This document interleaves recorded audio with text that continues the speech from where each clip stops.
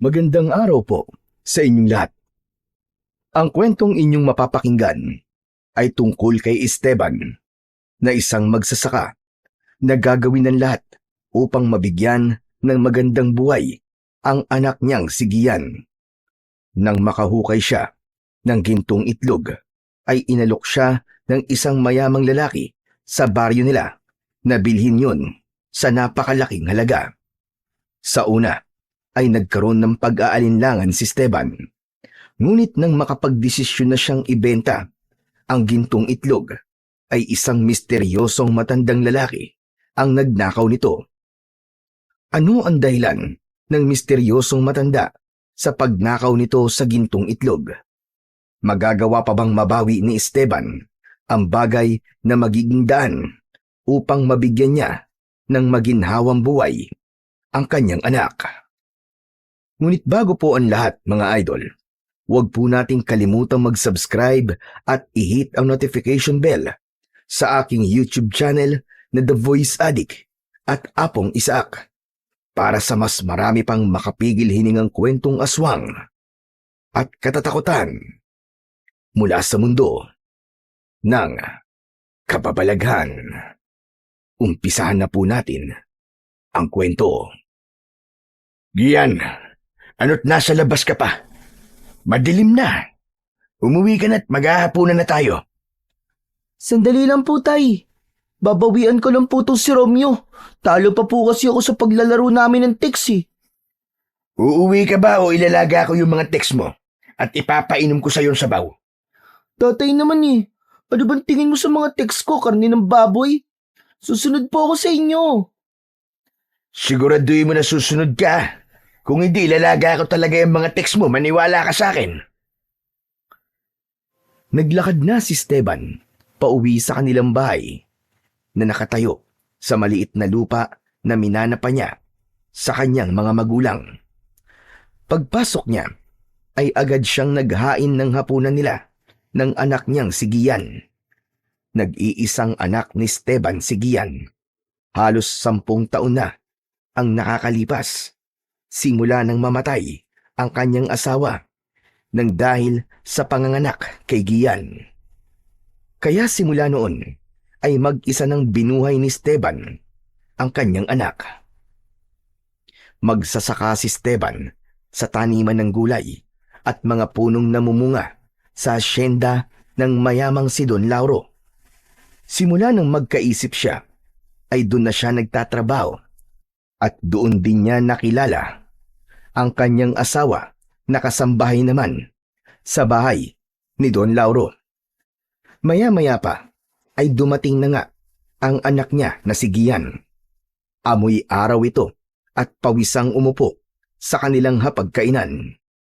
Naupo na rin si Esteban sa upuang katapat ni Gian. Wow! Adobong manok ang ulam! Paborito ko to ah! Bagong sahod kasi ako, anak. Saka, mataas ang nakuha mong score dun sa exam nyo. Kaya naisipan ko na ipagluto ka ng paborito mong ulam. Pagkatapos natin kumain, ay maligo ka na ha. Gabing-gabi na pero amoy araw ka pa rin. Tatay naman, syempre, maghapon po ako naglaro sa labas, kaya ganito po ang amoy ko. Talagang sinulit mo na ang paglalaro mo ngayong araw, ano? Lunis na po kasi bukas, tay eh. May pasok na naman po sa eskwelahan. Akmang sasandok na ng kanin si Gian nang mahinang tinapik ni Esteban ang kamay nito. Oops! May nakalimutan kaya tang gawin, anak. Ang maghugas po ba ng kamay, tatay? Okay na po. Naghugas na po ako ng kamay. Doon po sa likod ng bahay bago po ako pumasok dito. Bukod pa doon, hindi ba ang sabi ko, bago dapat tayo kumain, ay magdadasal? Ay, sorry po. Oo nga pala. Nakalimutan ko po kasi. Ang sarap po kasi ng ulam natin ngayon, tay. Napailing habang nakangiti si Esteban. Nagkrus na silang mag-ama at pinangunahan ni Esteban ang pagdarasal. Nagpasalamat siya sa Diyos sa biyayang pagsasaluhan nilang mag-ama. Matapos ang maikling panalangin, ay nagsimula na silang kumain. Grabe, ang sarap niyo po talagang magluto, tatay. Kayo po ang the best na tatay sa buong mundo. Sus, nambola ka pa. Alam mo kasi, ang nanay mo nagturo sa akin na magluto.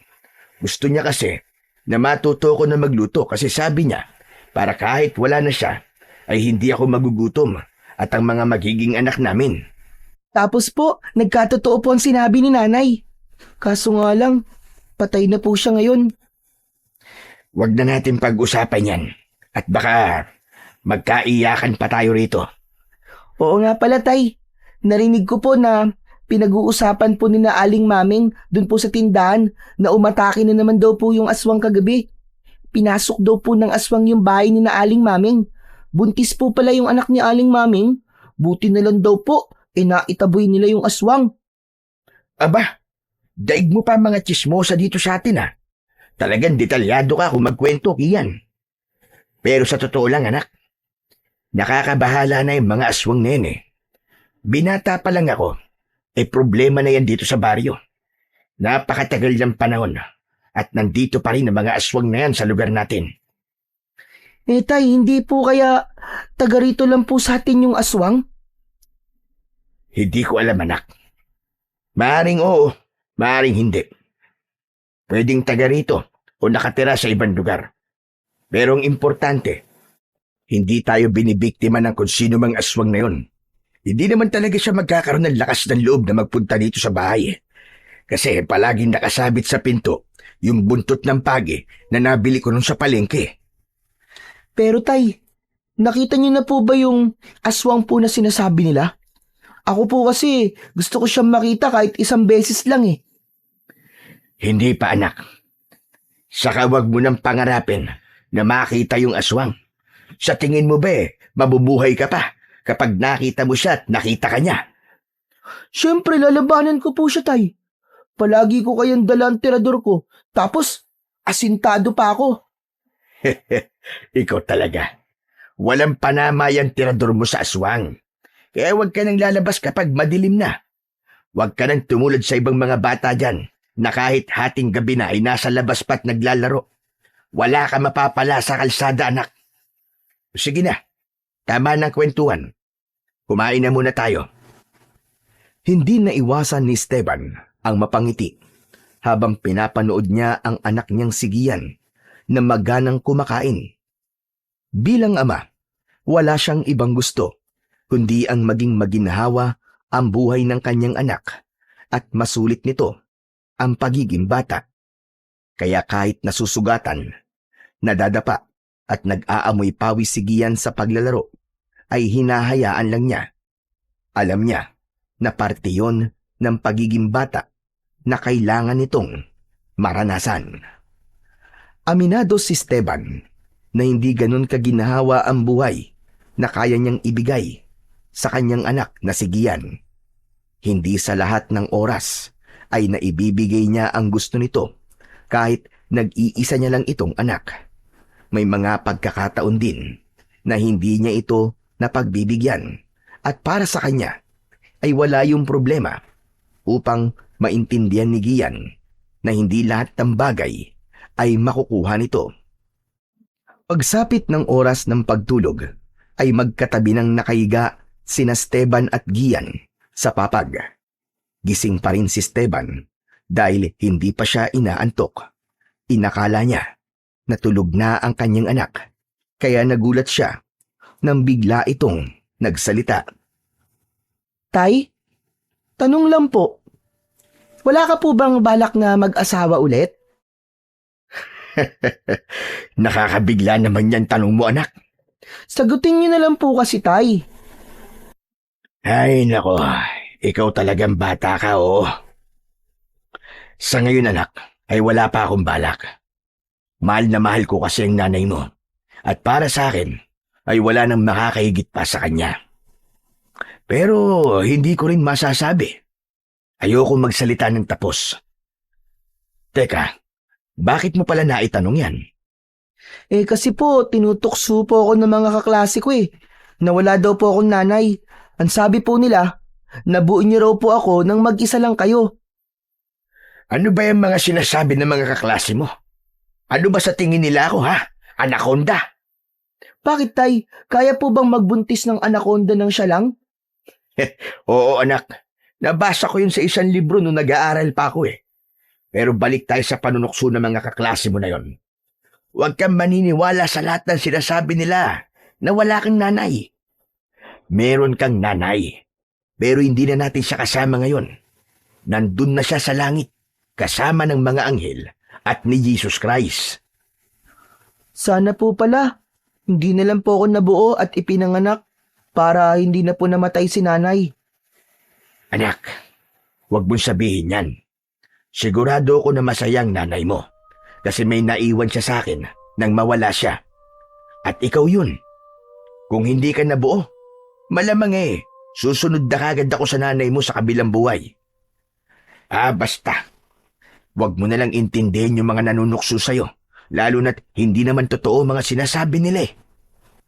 O siya, sige, mabuti pa'y matulog ka na at maaga ka nang gigising bukas dahil may pasok ka sa eskwela. Kinuha ni Esteban ang pamaypay at pinaypayan niya si Gian para hindi ito masyadong mainitan. Makalipas ang ilang sandali, ay nakatulog na nga ang bata. Hindi manhid si Esteban para hindi niya maramdaman na naghahanap si Gian ng pagmamahal ng isang ina. Kaya naman, ginagawa niya ang lahat upang maiparamdam dito ang pagmamahal, hindi lang ng isang ama, kundi maging ng isang ina. Kinabukasan ng umaga, matapos na mag-almusal, ay pumasok na sa eskwelahan si Gian. Nang maiwang mag-isa si Esteban sa bahay, ay naligo na siya dahil kailangan bago sumapit ang 8:00 ng umaga, ay nasa hasyenda na siya ni Don Lauro. Nang matapos na si Esteban sa paliligo at sa paghahanda, ay umalis na siya ng bahay. Naglakad siya patungo sa hasyenda na matatagpuan sa dulong bahagi ng kanilang baryo. Pagdating doon, ay agad na sumabak si Esteban sa pagtatrabaho. Nagbubungkal siya ng lupa na pagtataniman ng binhi ng talong. Nang lumapit ang katrabaho niya na si Paeng, matalik niya yung kaibigan at ninong din yun ni Gian. Oh, anong ginagawa mo rito, paring Paeng? Hindi ba'y nakatoka ka ngayon sa taniman ng mangga? Ayoko muna ron, paring Esteban. Tumakas nga lang ako dun eh. Ha? Bakit? May nangyari ba? Meron pare. Parang dragon na naman si Don Lauro. Ayun, pinagmumura niya yung mga trabador sa taniman ng mangga. Napesti kasi yung mga bunga eh. Kailangan ng madeliver ang mga yun sa bayan. Mamaya, isa pa ako sa masama sa pagbabayari niya ng mga nasirang bunga ng mangga eh. Hindi naman kasi kasalanan ng mga trabador kung bakit ganun na nangyari. Bakit kailangan sa kanila ibabawas yung lugi niya? Nako, subukan mong sabihin niya kay Don Lauro. Sigurado ako na mawawalan ka ng trabaho. Kilala mo naman yun eh. Ayaw nun nang sinasalungat siya. Para sa kanya ay palaging siya ang tama. May katotohanan ang sinabing yun ni Paeng. Mismong si Esteban ay naranasan na ang bagay na yun kay Don Lauro. Dati kasi ay nais ni Don Lauro na gumamit ng kemikal na fertilizer sa mga tanim na kamatis. Hindi niya yun sinang-ayunan at nagmungkahi siya na dapat ay organikong fertilizer ang gamitin. Nagalit sa kanya si Don Lauro at muntik pa siyang sisantiin. Mabuti na lang at nadala niya yon sa kanyang pakiusap. Kaya simula noon, kahit mali si Don Lauro, ay hindi na niya ito sinasalungat dahil alam niyang may posibilidad na mawawalan siya ng trabaho. Pambihira. Iba talaga kapag mayaman, no? Lahat ng mas bababa sa'yo, takot sa'yo. Pasalamat na lang talaga si Don Lauro dahil mas mayaman siya kesa sa akin. Dahil kung hindi, naku po, pagsasasampal-sampalin ko talaga siya ng pera ko. Ang pangit mo namang maging mayaman, pare. Nananampal ka ng pera. Aba, syempre, hindi kita sasampalin ng pera. Kaibigan kita eh. Yung mga kagaya lang ni Don Lauro. Pero alam mo pare, bukod kay Don Lauro, ay meron pa akong isang kinatatakutan dito sa baryo natin. Sino naman pare? Yung misis mo ba? Hoy, hindi ako takot sa misis ko. Ano palagay mo sa akin, Andre Disaya? Siya ang takot sa akin. Sos, nung nakaraan linggo lang habang nag-iinuman tayo sinundo ka ni kumare. Sinigawan ka lang para ka ng asong bahagang buntot na umuwi. Dapat kasi kahit paminsan-minsan ay susunod din tayo sa mga asawa natin. Pero balik tayo sa isa ko pang kinatatakutan, pare. Yung aswang, pare. Alam mo ba yung bagong kwento tungkol sa aswang na nandito sa lugar natin? Oo, naikwento na yan sa akin ni Giyang kahapon. Yung tungkol dun sa buntis na anak ni Aling Maming. Bukod pa ron, pare. May nakapagsabi sa akin sa kabilang baryo na kahit sa kanila ay may aswang din na umaatake tuwing gabi. Ang ginagawa daw nung aswang ay para bang may hinahanap kasi naghahalugog sa mga bahay-bahay. Tapos kapag hindi niya nakita yung hinahanap niya, ay sa kanya aatakihin yung mga nakatira sa bahay na pinasok niya. Pambihira yan ano daw yung hinahanap ng aswang pare? Hindi ko alam eh. Hayaan mo kapag nakita ko yung aswang, itatanong ko kagad sa kanya. Puro ka talaga kalokohan Hindi ko na alam kung ano ang totoo at biro sa mga kwento mo Totoo yung kinikwento ko sa'yo, pare. May hinahanap talaga yung aswang na isang bagay na walang nakakaalam kahit sino.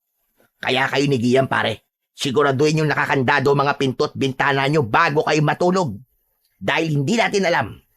Baka isang gabi bigla na lang kayong pasukin ng aswang. Yun ang huwag niyang gagawin. Subukan lang niya kasi meron kaming buntot ng pagi sa bahay. Hindi ba ang sabi ng mga matatanda takot daw sa ganun ng mga aswang?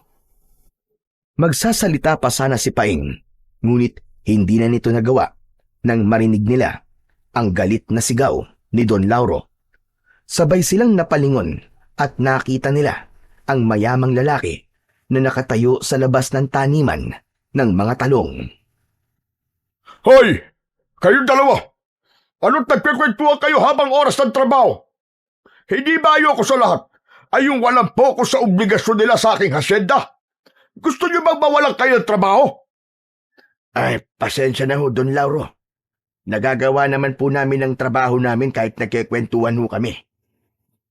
Matalim ang mga matang naglakad si Don Lauro palapit kina Esteban. Pare naman bakit ka pa sumagot? Ayan tuloy Papalapit na ang dragon sa atin. Yari tayo.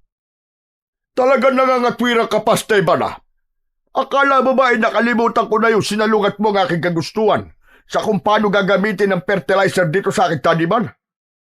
Parang mas marunong ka pa sa akin Ikaw na kaya maging amo. Magpalit na lamang tayo. Don Lauro, pwedeng tayo na lang po ang magpalit? Kahit isang araw lang Pangarap ko po kasing maranasan na maging mayaman Ano sa tingin mo? Nakikipagbiruan ako, Paing? At anong ginagawa mo rito? Hindi ba't sa manggahan kita pinagtatrabaho ngayon? Talaga nagawa mo pang tumakas dun para hindi ka makasama sa mga babawasan ko ng sahod dahil sa kapalpakan nyo sa manggahan ko. Pare, bumalik ka na sa manggahan. Don Lauro, pasensya na Hindi na po kami magkikwentuhan. Hindi na sumagot pa si Don Lauro. Nanatiling matalim ang tingin nito kina Esteban bago yun naglakad palayo. Nang wala na ang amo nila, ay isang malalim na paghinga ang pinakawalan ni Paing. Ay, nako! Butit, wala na si Don Lauro. O paano? Babalik na ako sa manggahan. Minalas pa nga, kasi mababawasan pa ang sahod ko. Buwisit na yan. Mabuti pa nga pare. At baka kapag nagtagal ka pa rito, makita ka ulit ni Don Lauro. Anak ko, baka wala ka ng sahuri ng tuluyan. Umalis na si Paing, habang si Esteban ay ipinagpatuloy ang kanyang ginagawa. Lahat ng trabahador sa asyenda na yon ay batid ang kalupitan at hindi patas na pagtrato ni Don Lauro. Ngunit dahil wala na silang mahahanap na trabaho, wala na silang magagawa, kundi ang magtiis at masanay sa hindi magandang ugali ng kanilang amo. Mabilis na lumipas ang mga oras hanggang sa sumapit na ang oras na pag-uwi ni Esteban sa kanilang bahay. Pagdating niya, ay naroon na si Gian na abala sa pagsusulat sa notebook. Sinalubong siya ng bata upang magmano. Mukhang pagod na pagod po kayo, tay ah. Hindi naman. Kundi talagang pagod na pagod. Ang dami naming ginawa ngayon sa asyenda, anak. Oo nga pala, linisin mo na tong isda para mamaya ipiprito ko na lang. Kinuha ni Gian ang mga isda na nakalagay sa plastik at dinala nito yon sa kanilang batalan. Sinimulan agad nitong linisin ang mga isda. Nang matapos si Gian, ay bumalik yon sa pag-aaral. Pinanood naman ni Esteban ang kanyang anak habang abala yon sa pagsusulat. Kahit papano ay nawawala ang pagod niya kapag nakikita niya si Gian. Kaya sa kabila ng nakakapagod niyang pagtatrabaho, basta't makita lang niyang nasa maayos na lagay ang kanyang anak, ay masaya na siya. Mahimbing nang natutulog si Esteban sa tabi ng kanyang anak. Ngunit naputol ang pagtulog niya nang maraan siyang yugyugin sa balikat ng kanyang anak. Humarap siya rito at pupungas-pungas na nagtanong. Bakit ba yun, anak? Kailangan mo ba ng tubig o magpapasama ka ba sa pagpunta sa banyo?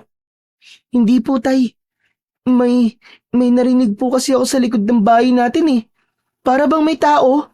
Pakinggan niyo po. Hindi muna nagsalita si Esteban. Napagtanto niya na totoo nga ang sinabi ni Gian. Aba, oo nga no. Parang may naghuhukay sa lupa. Sino po kaya yun, tay? Malamang anak ay aso yun. Yung aso di mang kulas. Palaging ganun yun eh. Hindi ba't ilang beses nang inirereklamo yun ng mga tao dahil mahilig magkalkal ng basura ang asong yun? Ano pong gagawin natin? Baka kinakalkal na po yung basurahan natin, tay. Hayaan mo lang siya. Bukas ay lilinisin ko na lang. Sige na. Matulog ka na, anak. Huwag mo na lang yung pansinin. Bumalik na sa pagtulog ang mag-ama. At nang dahil sa labis na antok, ay agad namang nakatulog si Esteban. At hindi na niya binigyan ng pansin ang ingay na nagmumula sa likod ng kanilang bahay. Maagang nagising si Esteban pagsapit ng umaga. Gaya ng karaniwan niyang ginagawa, ay nagluto na siya ng almusal. Ginising na niya si Gian upang makaligo na ito. Matapos maligo ni Gian, ay sabay na silang kumain. Nang umalis na si Gian para pumasok sa paaralan, ay doon naalala ni Esteban ang ingay na narinig nila sa likod ng bahay. Nagtungo si Esteban sa likod ng kanilang bahay upang tignan kung kinalkal nga ng aso ang basurahan na naroon. Aba, maayos naman ang basurahan namin ah. Ano kaya yung ingay na narinig namin ni Giyang kagabi? Iginala ni Esteban ang paningin niya sa paligid. Naghanap siya kung merong nagbago roon o kung merong kakaiba, hanggang sa may napansin siya sa lupa na nasa tabi ng puno ng kamyas. Medyo buhaghag ang lupa roon na parabang hinukay ang parting yun at muling tinabunan ng lupa. Nilapitan yun ni Esteban upang makita niya ng malapitan, hanggang sa kinuha niya ang pala at sinimulan niyang hukayin ang parting yun ng lupa sa likod ng kanilang bahay. Makalipas lang ang ilang minuto, ay isang bagay ang nakita niyang nakabaon doon. Isa yung malaking itlog na halos kasing laki ng bola ng basketball. Ang kakaiba pa sa itlog ay ang kulay nun. Kulay ginto ang itlog at meron yung kabigatan. Anong klaseng itlog ito? Napakalaki naman yata nito para sa isang pangkaraniwang itlog. Napuno ng pagtataka si Esteban. Ngunit dahil kailangan niya nang pumasok sa trabaho, ay binalot muna niya yon sa tela at itinabi sa ilalim ng kanilang papag. Habang naglalakad si Esteban papunta sa asyenda ni Don Lauro, ay narinig niya ang pagtawag ni Paeng sa kanya. Sumabay si Paeng sa paglalakad ni Esteban. Pare, alam mo ba? May nakakita pala sa aswang kagabi. Sino na naman ang inatake ng aswang? Hindi nila kilala yung inatake. Basta nakita nila yung aswang na may hinahabol na isang lalaki. Parang galing daw sa gubat yung lalaki. Kilala mo naman ang mga tao rito. Hindi sila makikialam kasi baka sila pa ang pagbalingan ng aswang, di ba? Hindi nakuha ang atensyon ni Esteban sa sinabing yun ng kumpare niyang si Paing dahil ang utak niya ay nasa itlog na nahukay niya sa likod ng kanilang bahay. Wala siyang ideya kung paanong nagkaroon ng ganong itlog doon at kung sino ang naglagay noon. Sandali nga lang pare. Bakit parang ang lalim ng iniisip mo? Ano ba tumatakbo sa utak mo ngayon? Itlog, pare. Ano ka mo, itlog? Anong meron sa itlog? May alam ka bang itlog na malaki? Yung malaki talaga, Ha? Hindi naman malaki ang itlog ko eh. Ibang itlog ang tinutukoy ko, pare. Seryoso ko. Huminahon ka lang, Esteban. Itlog lang pinagtataasan mo ko ng boses. Sa pagkakaalam ko, ang malaking itlog, yung sa ibong malaki, ano nga ba tawag doon? Ostrich. Ostrich yun. Baka ostrich ang ibig mong sabihin, pare. Teka, oo nga no. Siguro nga itlog lang yun ng ostrich na kinulayan. Ano pare, di kita maintindihan. Anong binubulong mo? Wala. Bilisan na natin ang paglalakad kasi paniguradong mapapagalitan tayo ni Don Lauro kapag nahuli tayo sa oras ng pasok natin sa trabaho. Tara na. Nagmamadali na ang dalawa sa paglalakad.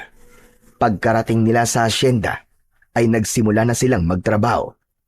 Sandaling nawala sa isip ni Esteban ang kakaibang itlog nang maging abala na siya sa mga gawain niya sa asyenda. Nang makauwi na si Esteban mula sa pagtatrabaho sa asyenda, ay nagulat siya nang pagdating niya sa bahay ay hawak na ni Gian ang kakaibang itlog. Nagmamadali niyang nilapitan ang kanyang anak at kinuha rito ang itlog. Paano mo itong nakita, anak? Hindi mo dapat ito pinapakialaman. Bigla na lang pong gumulong yan mula po sa ilalim ng papag Nang dumating po ako, akala ko nga po bola pero malaking itlog po pala. Ano po bang klaseng itlog yan, Tay? Bakit ang laki? Saka, saan niyo po yan nakuha, Tay? Ang totoo nahukay ko to kaninang umaga sa likod ng bahay natin. Parang may nagbaon nito doon Hindi ko rin alam kung anong klaseng itlog to, anak. Ang sabi ng ninong Paing mo baka raw itlog ng ostrich. Ang ipinagtataka ko lang, wala naman ostrich dito sa lugar natin At ang nakapagtataka rin ay bakit kailangang ibaon nito doon sa likod ng bahay natin. O di ba? Oo nga po, Tay. Nakapagtataka nga po yan. Pero hindi po ba pwedeng ulamin na lang natin yan, Tay? Sigurado po, busog na busog po tayo sa laki ng itlog na yan. Gian, hindi natin ito pwedeng kainin dahil baka nakakalason to. Ang naisip ko nga itabi na lang muna ang itlog na to Malay mo, merong may-ari nito tapos hanapin. Di maibabalik natin to sa kanya. Sayang naman po. Akala ko pwedeng kainin. Kailangan siguro natin ng napakalaking kawali para lang maluto po yan, no? Ikaw talaga. Puro pagkain ang nasa isip mo. Oo nga pala. May assignment ka ba? Meron po tayo sa matlam po. Mamaya ko na lang po gagawin kasi madali lang naman po yun Pwede po bang maglaro po muna ako sa labas? O sige. Pero umuwi ka bago mag-alas 6 Alam mo namang hindi pwedeng gabi nasa labas ka pa. Baka mamaya biglang umatake yung aswang. Opo, Tay. Uuwi po agad ako bago po dumilim. Salamat po, Tay. Alis na po ako. O sige, mag-iingat ka. Masayang lumabas ng bahay si Gian. Pinagmasdan ng mabuti ni Esteban ang hawak niyang itlog. Hindi pa rin siya makapaniwala na may ganung uri ng itlog na kulay ginto. Mas lalo tuloy lumakas ang kuryosidad niya kung anong uri ng itlog yun. Nang mga sumunod na araw, ay patuloy pa rin si Esteban sa pag-iisip kung ano nga ba ang itlog na kanyang nahukay. Hinintay niyang kusang mabasag yun upang malaman niya kung anong klaseng hayop ang nasa loob ng itlog. Pero halos 1 linggo na ang nakakalipas ay hindi pa rin nababasag ang gintong itlog. Umasa na lamang siya na isang araw ay may taong maghahanap sa itlog at kapag nangyari yon, ay hindi naman siya magdadalawang isip na isoli yon. Isang gabi, kakatapos lang maghapunan ni Esteban at Gian nang dumating si Paeng na may dalang alak at pulutan. Inaya nito si Esteban na mag-inom dahil birthday daw nito. Pumayag naman si Esteban dahil pareha silang walang pasok sa asyenda sa susunod na araw. Sa harapan ng bahay sila pumwesto habang si Gian ay nagbabasa ng aklat sa loob. Baka mamaya sunduin ka na naman ng misis mo, pare ha? Nagpaalam ka ba sa kanya na magiinom ka rito? No problem, pare. Nagpaalam ako. Pinayagan ako kasi birthday ko naman eh. Saka pag dito ako nagiinom, kampante yun, pare. Alam mo naman ang kumare mo. Ang laki ng tiwala sa'yo nun. Hindi nagtagal ay biglang lumabas si Gian na dala ang gintong itlog. Ninong, tignan niyo po ang nahukay na itlog ni tatay oh. Napakalaki po tapos kakaiba. Gian, ibalik mo nga yan dun sa loob. Sandali lang, pare. Sandali lang. Kau naman, oo. Aba, totoo nga sinabi mo, pare ah. Ang laki nga ng itlog na yan ah.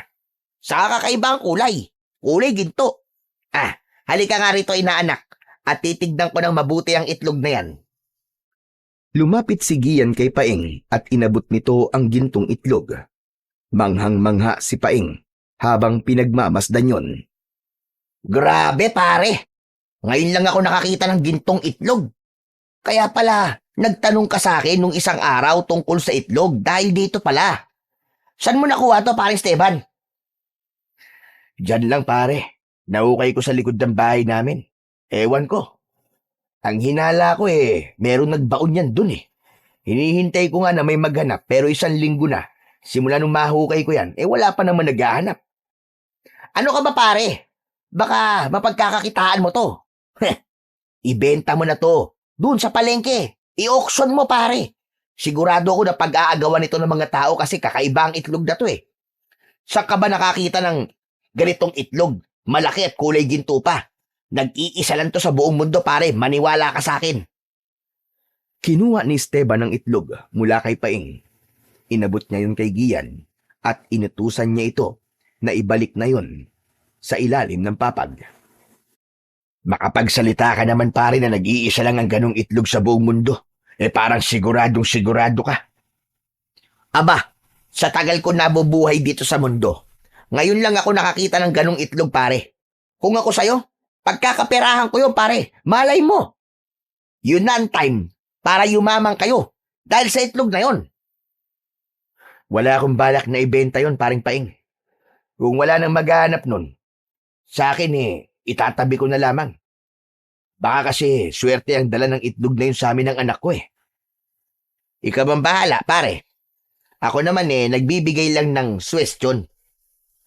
Ipinagpatuloy na lang ni Esteban ang kanilang pag-iinom.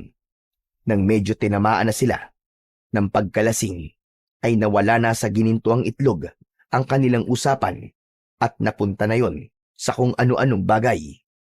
Pagkaubos ng 1 bote ng alak, ay umuwi na si Paeng sa bahay nito, habang si Esteban ay natulog na, matapos na magligpit ng kanilang pinag-inuman. Kinabukasan, dahil walang pasok sa trabaho, ay nasa bahay lang si Esteban. Wala ring pasok sa school si Gian, kaya hinayaan niya yung makipaglaro sa mga bata sa labas. Pagsapit ng hapon, ay naisipan ni Esteban na kumuha ng panggatong na kahoy sa gubat. Inabot din siya ng 1 oras doon bago siya nagdesisyon na umuwi. Pagdating ni Esteban sa bahay, ay inayos niya ang mga nakuwang panggatong. Matapos yun, ay biglang pumasok sa isip niya ang ginintuang itlog sa hindi niya maipaliwanag na dahilan. Tinignan niya ang itlog sa ilalim ng papag at kinabahan siya dahil wala yun roon. Ang unang pumasok sa utak niya ay baka kinuha yun ng anak niyang si Gian. Lumabas siya at hinanap niya ang kanyang anak. Hindi nga siya nagkamali dahil nakita niya si Gian na nagmamalaking ipinapakita ang ginintuang itlog sa mga kalaro nito. Malakas na tinawag ni Esteban si Gian.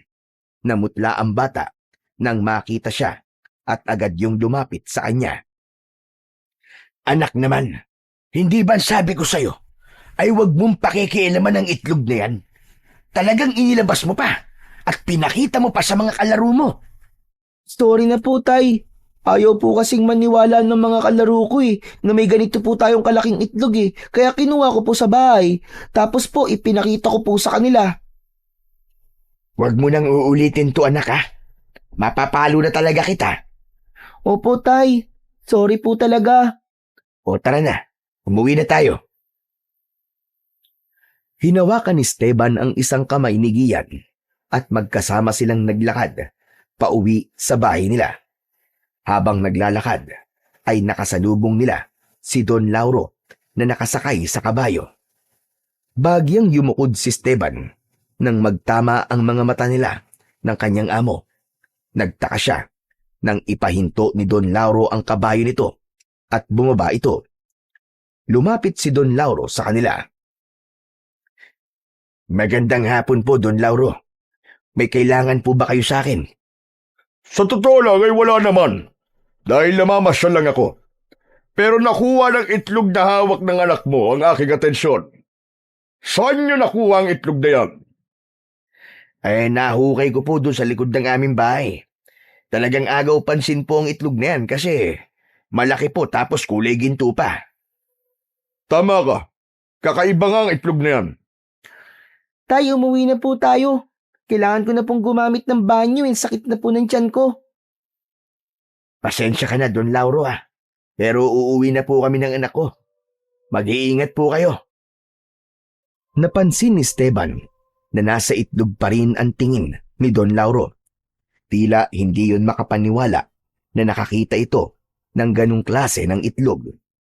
Hindi na lang yun pinansin ni Esteban at nagmamadali na silang umuwi sa kanilang bahay.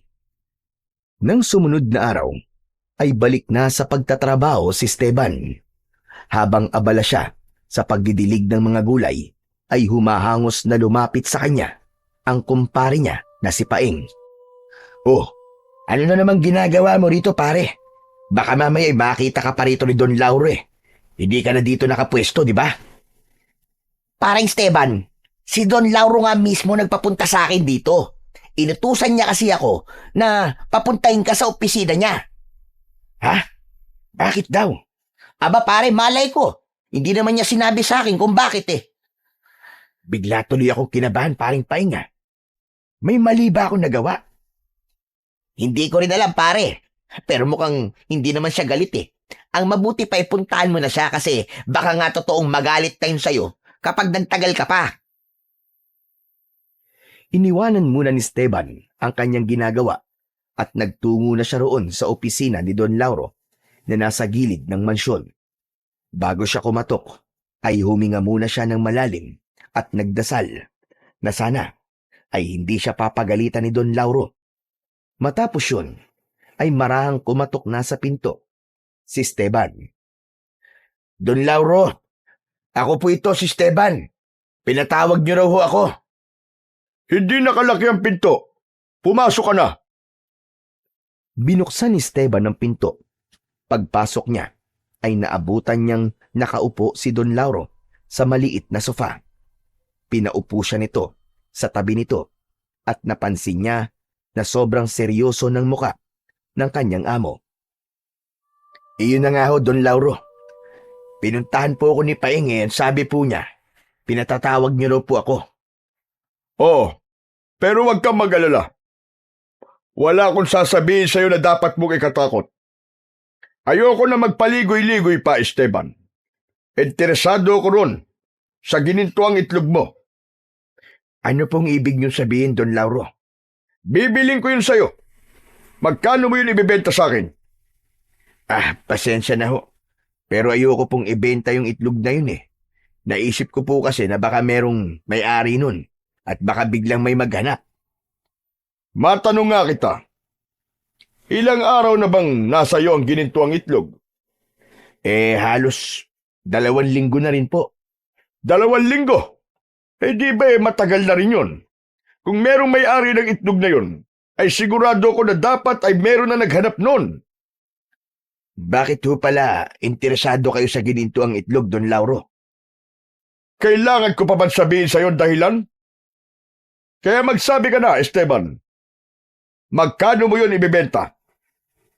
Don Lauro, pasensya na ho talaga. 100,000 piso. Don Lauro, 200,000 piso. O sige, sagad na natin. 250,000. Bibiling ko ang ginintuang itlog sa'yo ng 250,000. Natigilan si Esteban sa laki ng perang handang ibayad ni Don Lauro para sa ginintuang itlog. Pinagpawisan siya ng malamig at pakiramdam niya ay umurong ang kanyang dila. Oh, bakit bigla ka natigilan, Esteban?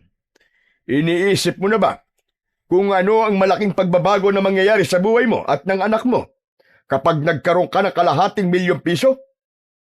Sabihin mo nga sa akin, Esteban, ano-ano ang magagawa mo sa 250,000? Para sa isang kagaya mong mahirap, ay malaking halaga na yon. Tama naman ho kayo, Don Lauro. Pwede ko nang maipasemento ang bahay namin. Hindi na kami matatakot ng anak ko sa tuwing may bagyo na baka masira ang aming bahay. Makakapagbukas na rin ako ng maliit na negosyo at masisiguro ko na rin ang pag-aaral ni Gian hanggang high school. Tama! At lahat ng mga sinabi mo ay hindi mo makukuha sa sinasahod mo lang sa aking asyenda. Isipin mo mabuti, Esteban. 250,000 kapalit ng isang itlog na hindi mo naman mapapakinabangan.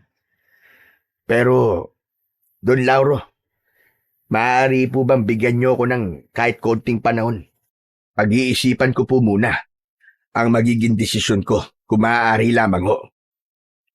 May takot na naramdaman si Esteban nang biglang tumalim ang mga mata ni Don Lauro. Naramdaman niya na hindi nito nagustuhan ang kanyang naging sagot. O sige, Esteban. Bibigyan kita ng panahon para makapag-isip. Bukas ng umaga, bumalik ka rito sa opisina ko bago ka magsimula sa iyong trabaho. Aasahan ko bukas na dala mo na ang ginintuang itlog. Huwag kang mag-alala dahil ihahanda ko na rin ang 250,000 para magkaliwaan tayo bukas. Sige na, maaari ka nang bumalik sa trabaho mo. Maraming salamat ho, Don Lauro. Lumabas na si Esteban ng opisinang yon at bumalik na siya sa kanyang trabaho. Halos hindi siya nakapag-focus sa trabaho dahil pinag-isipan niya ng mabuti kung dapat ba niyang tanggapin ang nakakatuksong alok sa kanya ni Don Lauro. Matapos ang maghapong pagtatrabaho, ay naglakad na si Esteban pauwi sa bahay nila. Kasama niya si Paing na walang tigil ang pagsasalita, ngunit wala roon ang atensyon niya. Patuloy pa rin niyang iniisip ang pinag-usapan nila ni Don Lauro. Kahit malalim ang iniisip, hindi nakaligtas kay Esteban ang matandang lalaki na nasa likuran nila. Nakasuot yun ng sombrero at bahagyang nakayuko. Meron yung hawak na tungkod. Hindi niya pinansin ang matandang lalaki dahil hindi naman niya yon kilala. Oo nga pala pare. Ano palang sabi sa'yo ni Don Lauro kanina? Sekreto yun, pare. Hindi pwedeng sabihin eh. Ano ba yan? Ang damot mo naman pare. Sabihin mo na kasi. Wala ka bang tiwala sa akin? Para saan pa ang pagiging magkumpare natin dalawa? O sige, sasabihin ko sa'yo ah. Pero mangako kang hindi mo ipagsasabi sa iba. Kahit sa asawa mo. Pangako pare, cross my heart. Wala akong pagsasabihan ng kung ano mang sasabihin mo. Teka, parang mabigat ang pinag-usapan nyo kanina. Yun na nga eh. Gusto kasing bili ni Don Lauro yung ginintuang itlog. Nakita niya kasi yun nung isang araw nang ilabas ni Gian yung itlog. Oh, magkano raw niyang bibilhin? Kalahating milyong piso, pare. Ano? Kalahating milyon? Sige, sigaw mo pa. Lakasan mo pa para marinig ng lahat. Sorry, pare, sorry. Pero seryoso ba? Bibili ni Don Lauro ng ganong kalaking halaga yung itlog na yon? Oo, pare. Bibili niya talaga. Hindi ko nga alam kung bakit sobrang interesado siya doon sa ginintuang itlog eh. Para bilhin niya yun sa akin. Tinanong ko siya kung bakit gusto niyang bilhin. Pero ayaw niya sabihin kung bakit. Ano ka ba? Para kang bago ng bago. Ganon talaga ang mayayaman. Kapag ba'y nakita silang kakaibang bagay, gusto nilang makuha kaagad yun. Kumbaga sa dami ng pera nila, ay hindi na nila alam kung paano nila yun gagastusin, lalo na't lahat na yata ng bagay ay nakay Don Lauro na. E ano palang desisyon mo? Sigurado ako na ibibenta mo na yung itlog na yun, tama ba ako? Ang sabi ko sa kanya, pare, pag-iisipan ko muna. Pare naman, huwag mo nang pag-isipan. Ang isipin mo ay yung kalahating milyon. Pare, ang iniisip ko kasi ay baka merong may-ari ng itlog. Hindi ba ibinaon lang yun ng kung sino sa likod ng bahay namin? Oo nga pare, nandun na nga tayo. Pero 'di ba, sinabi mo rin na baka swerte sa yung itlog. O tama ka sa sinabi mo, kasi ito na nga yung swerte na sinasabi mo. Magiging pera na yung gininto ang itlog na yon. Saka isipin mo yung mga magbabago sa buhay mo. Sa perang yon pare. Maging practical ka na lang. Sandaling natahimik si Esteban upang mag-isip kung ano ang magiging desisyon niya. Nang sandaling yon ay napagtanto niya na baka yun nga ang dahilan kung bakit nahukay niya ang gininto ang itlog. Baka yun ang magiging sagot upang makaahon sila sa kahirapan at maibigay niya ang buhay na gusto niya para sa kanyang anak. Oo nga no. Siguro nga tama ka, pare. Ibibenta ko na lang yung kay Don Lauro. Yan! Ganyan ka dapat magdesisyon. Basta, kapag nakuha mo yung pera, magpainom ka ha. Oo na. Alam ko namang alak lang ang kaligayahan mo eh. Naputol na ang usapan ng dalawa nang nakarating na si Paing sa bahay nito. Habang mag-isang naglalakad si Esteban, ay napangiti siya dahil naglaro sa kanyang imahinasyon ang napakalaking pagbabagong mangyayari sa buhay nila ni Gian sa sandaling maibenta na niya kay Don Lauro ang ginintuang itlog. Kinagabihan, pagsapit ng oras ng pagtulog ni Esteban, ay inayos na nila ni Gian ang kanilang higaan. Kakahiga pa lang ng mag-ama nang may narinig silang mahinang pagkatok sa pinto. Bumangon si Esteban pero hindi niya muna binuksan ang pinto. Sino yan? Pasensya na sa aking panggagambala ng ganitong oras. Kanina pa kasi ako naglalakad dahil may pupuntahan ako.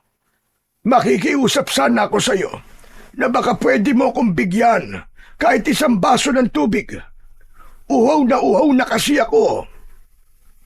Sumilip si Esteban sa siwang ng pinto. Nakita niya sa labas ang isang matandang lalaki na nakasuot ng sombrero at may tungkod. Napakunot ang noo niya nang maalala niya na yun ang matandang nasa likod nila kanina ni Paing habang sila ay naglalakad. Sandali lang po at ikukuha ko kayo ng tubig. Tay, sino po yun? Nanghihingi ng tubig, anak. Diyan ka na lang at matulog ka na ha. Dumiretso si Esteban sa maliit nilang kusina. Kumuha siya ng baso at nilagyan yun ng inuming tubig.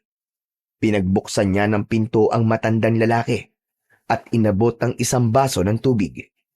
Tinanggap naman yun ng matanda at mabilis na inubos ang laman ng baso. Kung ganun tatang 10 ba ang punta nyo at gabing-gabi na naglalakad pa rin kayo? Sa Santa Teresita ang tungo ko. Aba, napakalayo pa po nun mula rito. Delikado pa naman dito ng ganitong oras dahil po sa gumagalang aswang. Wala akong magagawa kundi ang maglakad ng ganitong oras. O sige, maraming salamat pala sa tubig. Ito na ang baso mo. Inabot ng matandang lalaki ang baso. Nang kukunin na yon ni Esteban, ay biglang hinawakan ng matandang lalaki ang braso niya. Nagulat siya nang hinila siya ng matanda. Hindi siya makapaniwala sa lakas na taglay ng matandang lalaki. Halos matumba siya sa ginawa nito. Biglang hinampas ng matanda ang likod ng ulo ni Esteban gamit ang tungkod nito. Sandaling nagdilim ang paningin ni Esteban at napaluhod siya sa lupa. Tatayo sana siya nang muli siyang hampasin ng tungkod ng matanda sa ulo at yun na ang naging dahilan para tuluyan siyang mawalan ng ulirat. Hindi alam ni Esteban kung gaano siya katagal na walang malay. Ngunit nang magising siya, ay nasa tabi na niya si Gian. Umiiyak yun habang niyuyugyug siya. Nakahiga pa rin siya sa labas ng bahay nila at masakit pa rin ang ulo niya. Nang makita ni Gian na gising na siya, ay mahigpit siya nitong niyakap. Tay, akala ko'y patay ka na. Buti buhay ka pa. Ayos ka lang ba, anak? Hindi ka ba sinaktan ng matandang lalaki? Hindi naman po. Sigurado ka ba? Nasaan na siya? Umalis na po siya pagkatapos po niyang kunin yung gininto ang itlog. Ano ka mo? Kinuha niya yung itlog? Opo, tay. Kahit nanghihina, ay pilit na tumayo si Esteban. Pumasok siya sa bahay nila at sumilip sa ilalim ng papag. Nanghina siya nang hindi niya nakita ang gininto ang itlog. Hanggang sa isang bagay ang kanyang napagtanto. Malamang narinig ng matandang yon ang usapan namin kanina ni Paing. Alam niya na may bibili ng itlog na yon sa napakalaking halaga. Kaya niya yun ninakaw. Ano pong sinasabi niyo, tay? Anak, ganito kasi. Gusto kasing bili ni Don Lauro ang gininto ang itlog sa halagang $250,000. Tapos habang pauwi kami ni Paing, ay nasa likod namin yung matandang lalaki na yun. Malamang narinig niya ang pag-uusap namin ni Paing tungkol dun sa itlog. Kaya pinag-interesan niya. Hayaan niyo na po yun, tay. Ang mahalaga po buhay po kayo. Tama ka. Pero ang problema ko ngayon ay kung paano ako ipapaliwanag bukas kay Don Lauro na wala na sa akin ang gininto ang itlog. Nang gabing yon ay hindi nakatulog si Esteban. Bagamat nanghihinayang siya sa pagkawala ng gininto ang itlog, ay labis pa rin siyang nagpasalamat sa Panginoon na walang masamang nangyari kay Gian. Nanatiling gising si Esteban hanggang sa sumikat ang araw. Kahit walang tulog, ay napilitan siyang bumangon upang magluto ng almusal nila ng kanyang anak na si Gian. Makalipas ang ilang sandali, ay naglakad na siya patungo sa asyenda ni Don Lauro. Kinakabahan siya sapagkat sigurado siya na hindi magugustuhan ni Don Lauro ang sasabihin niya rito. Gaya na napag-usapan nila, ay dumiretso siya sa opisina ni Don Lauro. Naroon ang kanyang amo at halatang inasahan nito na darating siya. Matapos siya nitong paupuin, ay nagsimula na silang mag-usap. Nanlaki ang mga mata ni Esteban nang ilapag ni Don Lauro ang 5 bungkus ng pera sa lamesa. Gaya ng aking sinabi, ay narito na ang $250,000. 100,000 piso kada bungkus ang perang yan. Don Lauro, ang totoo gusto ko na po talagang ibenta sa inyong gininto ang itlog. Aba, mabuti naman. At nag-iisip ka ng tama. Kung ganun, nasa na ang gininto ang itlog? Ibigay mo na sa akin yon, dahil gusto ko na yon mahawakan. Yun na nga po ang problema May nangyari ho Anong problema sinasabi mo? Huwag mong sabihin na nabasag ang itlog. Hindi po nabasag ang itlog, Don Lauro. May nagnakaw po sa gininto ang itlog. Nanlilisik ang mga matang napatayo si Don Lauro. Malakas nitong inihampas ang mga kamay sa ibabaw ng lamesa. Napapitlag si Esteban dahil sa matinding galit ni Don Lauro. Ano sinabi mo? Ulitin mo nga sinabi mo, Esteban. Yun na nga ho, Don Lauro. Wala na po sa akin ang ginintuang itlog. Kagabi po nilooban po kami ng isang matandang lalaki. Hindi ko po inasahan na magdanakaw siya. Kaya hindi ko po nadepensa ng sarili ko. Nagawa niya po akong patulugin at doon niya na ninakaw po ang ginintuang itlog. Alam mo ba na napakatagal ko nang gustong makuha ang itlog na yon, Esteban? Alam mo ba kung ilang taon ko nang hinahanap yon? Tapos kung kailan abot kamay ko na, ay sasabihin mo na may nagnakaw? Pasensya na ho talaga, Don Lauro. Kahit nga po ako'y nagtataka kung bakit ho yun ninakaw sa akin. Huminga ng malalim si Don Lauro. Tila napakarami pa sana nitong sasabihin na masasakit na salita. Pero pinigilan nito ang sarili. Muli itong naupo. Pinakalma muna nito ang sarili. Bago muling nagsalita. Bibigyan kita ng pagkakataon. Bawiin mo ang ginintuang itlog sa sinasabi mong nagnakaw nun. At kapag nagawa mo yon, bibigyan kita ng 1,000,000 piso. Ano? 1,000,000 piso? Seryoso ko, Esteban. Kaya umalis ka na at simulan mo ng bawiin ang ginintuang itlog. Sige na! Opo, Don Lauro. Masusunod po. Natatarantang lumabas si Esteban sa opisina ni Don Lauro.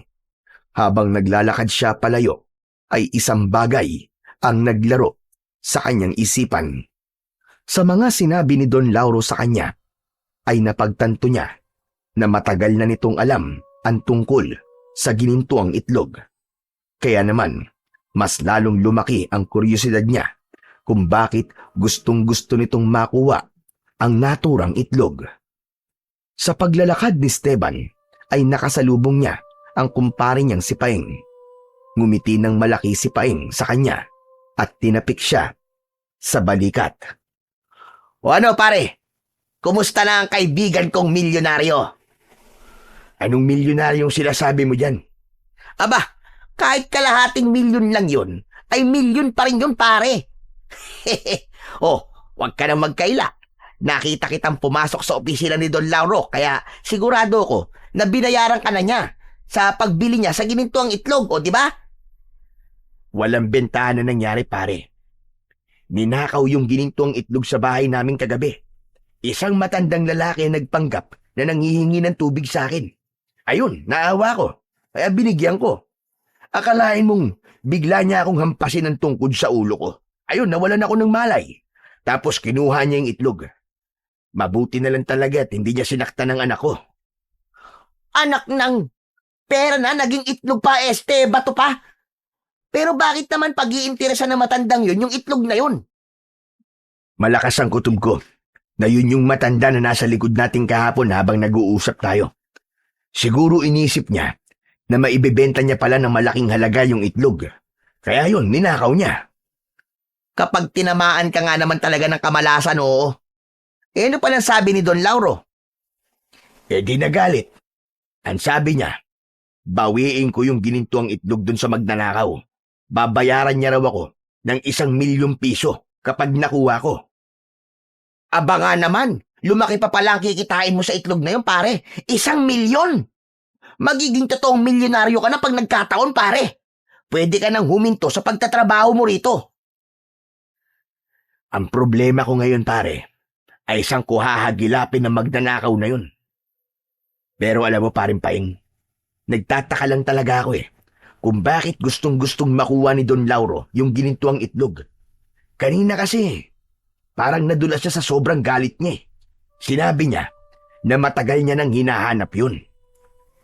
Ano ka ba, pare? Huwag mo nang isipin ang dahilan ni Don Lauro kung bakit gusto niyang makuha yung itlog. Ang isipin mo ay kung paano mo yun mababawi sa nagnakaw sa'yo. Tama ka, pare. 1,000,000 na ang pinag-uusapan dito, pare. Napakalaking pera nun. At baka masiguro ko ng pag-aaral ni Gian hanggang kolehiyo kapag nagkaroon kami ng ganong kalaking pera. Nang sandaling yon, ay wala nang ibang nasa isip si Esteban, kundi ang muling makuha ang ginintuang itlog. Ngunit ang problema niya ay kung saan niya hahanapin ang matandang lalaki na nanloob sa kanilang bahay nung nakaraang gabi. Pagsapit ng gabi, habang magkasabay na naghahapunan sina Esteban at Gian, ay nag-iisip pa rin si Esteban ng paraan kung paano niya mababawi ang ginintuang itlog.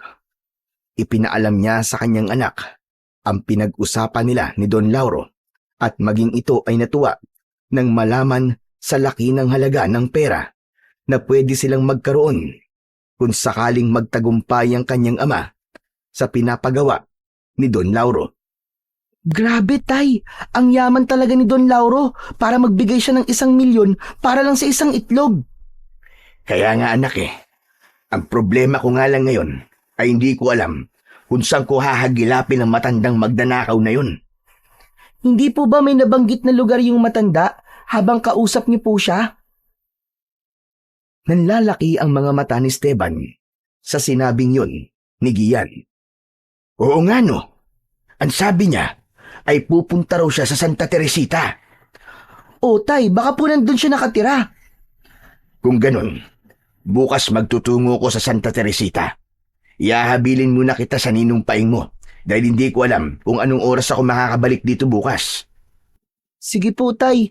Pero Tay, mag-iingat po kayo ah. Eh di ba, andali po kayo napatulog ng matandang yon? Baka malakas po talaga siya. Napatulog niya ako anak kasi hindi ako handa at hindi ko alam na ganun ang gagawin niya sa akin. Pero sa pagkakataong ito ay handa na ako at hindi niya na ulit magagawa yun sa akin. Sinisigurado ko sa iyo yan anak. Kahit paano ay nagkaroon si Esteban ng pag-asa na mababawi na niya ang ginintuang itlog mula sa matanda. Buo na ang loob niya sapagkat alam niya na para yun sa magandang kinabukasan ng kanyang anak. Kinabukasan, nang pumasok na si Gian sa eskwelahan, ay nagpunta na si Esteban sa bahay ni Paing. Sakto, napaalis na ang kaibigan niya nang makarating siya roon. O pare, anong ginagawa mo rito? Gusto mo ba magkasabay pa tayong pumasok sa trabaho? Ang sweet mo naman talaga, pare. Hindi muna ako papasok sa asyenda ngayong araw, Paing. Ikaw na lang ang magsabi kay Don Lauro ha. Sabihin mo sa kanya na mukhang alam ko na kung saan nakatira yung nagnakaw ng ginintuang itlog. Alam mo na kung saan, pre? Basta, saka ako nasasabihin sa'yo. Pinuntahan kita rito kasi makikisuyusan na ako na kapag wala pa ako mamayang gabi, ay pakibantayan mo muna si Gian. Kung maaari dito mo na siya patulugin sa bahay nyo. Yun lang ba? Walang problema, pare. Pero pare, mag-iingat ka sa gagawin mo na yan, ha? Hindi mo alam kung anong kayang gawin ng magnanakaw na yun. Hindi na siya uubra sa akin ngayon, pare. Sisiguraduhin ko na mababawi ko sa kanya ang ninakaw niya sa akin. Hindi na nagtagal doon si Esteban at nagsimula na siyang magpunta sa Santa Teresita. Ilang minuto siyang naglakad hanggang sa makalabas na siya ng kanilang baryo. Mula roon ay sumakay pa siya ng 2 jeep at isang tricycle bago siya nakarating sa Santa Teresita. Pagtapak ng mga paa ni Esteban sa Santa Teresita ay agad siyang nagtanong-tanong sa mga tao roon kung may kilala ba ang mga ito na matandang lalaki na may tungkod at palaging nakasuot ng sombrero. May ilan na itinurong matandang lalaki ang mga napagtanungan niya base sa deskripsyon niya, pero nang makaharap niya ang mga itinuro sa kanya ay wala sa mga yon ang kanyang hinahanap. Hanggang sa inabot na siya ng hapon ay bigo pa rin siyang makita ang matandang nagnakaw ng ginintuang itlog.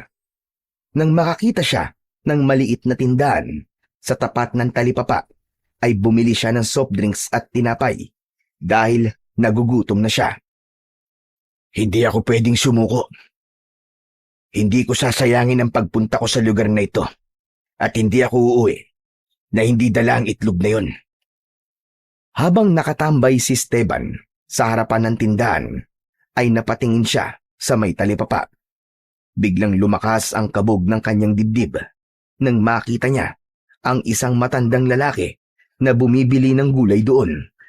Nakasuot yun ng sombrero at may hawak na tungkod. Sa isang kamay naman ay may bitbit itong bayong. Hindi maaaring magkamali si Esteban. Yun ang matandang magdanakaw. Lalapitan na sana ni Esteban ang matandang lalaki, ngunit natigilan siya. Hindi ko siya pwedeng lapitan, lalo na't maraming tao. Baka sabihin niya sa mga tao na ako ang masama. Pasimpleng pinagmasdan ni Esteban ang matanda. Maya-maya pa ay umalis na yon at naglakad palayo. Lihim niya yung sinundan hanggang sa pumasok ang matanda sa isang kubo na malayo sa ibang kabahayan. Diyan ka pala nakatira, ha? Kung ganun, gagawin ko rin ang ginawa mo sa amin, tanda. Umalis muna si Esteban sa harapan ng bahay ng matandang lalaki. Bumalik siya sa tindahan at doon niya napagdesisyonang magpalipas ng oras. Naging matyaga si Esteban sa paghihintay ng tamang oras para kunin niya sa matandang lalaki ang ginintuang itlog. Kahit nagsarado na ang tindahan kung saan siya nakatambay, ay hindi pa rin siya umalis doon. Nang lumalim na ang gabi at wala ng tao ang nasa labas, ay saka naglakad si Esteban patungo sa bahay ng matandang lalaki. Pagdating niya sa harapan ng bahay, ay napansin niya na nakasindi pa ang ilaw sa loob nun. Kaya sigurado siya, nagising pa ang matanda. Ngunit hindi na kayang maghintay pa ni Esteban. Masyado nang mahaba ang oras na nawala para hindi agad siya kumilos. Kaya naglakad na siya palapit sa kubo at nang nasa harapan na siya ng pinto, ay kumatok siya ng 3 beses. Sinong nandyan? Magpapagamot ka ba? Bumalik ka na lang bukas at oras na ng aking pamamahinga. Hindi po ako magpapagamot. Magtatanong lang po sana ako kasi naliligaw ako.